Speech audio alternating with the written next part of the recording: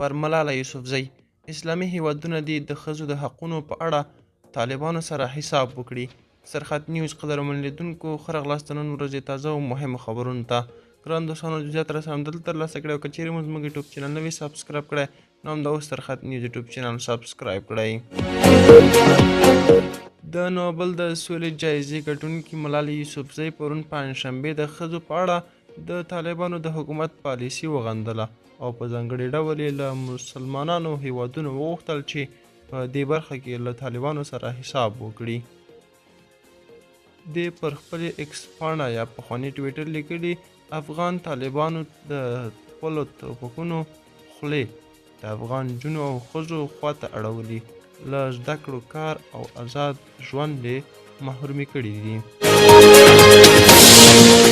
ملالۍ یوسفزۍ همداراز ویلي د ښځو خلاف طالبانو منظم ظلم او بې رحمي دومره زیاته ده چې افغان فعالان او د بشري حقونو مدافعین جنسیتي اپارتاید بولي. دې له هیوادونو او حکومتونو وغوښتل چې له خپل قدرت او نړیوالو قوانینو څخه په کار اخیستو طالبان ځواب ویلو ته اړ وباسي. طالبانو له واک ته رسېدو وروسته د ښځو خلاف په تدریج محدودیتونه زیات کړي، له زده کړو او کار یې منع کړي او ان پارکونو او حمامونو ته یې له تلو یې هم راګرځولي دي.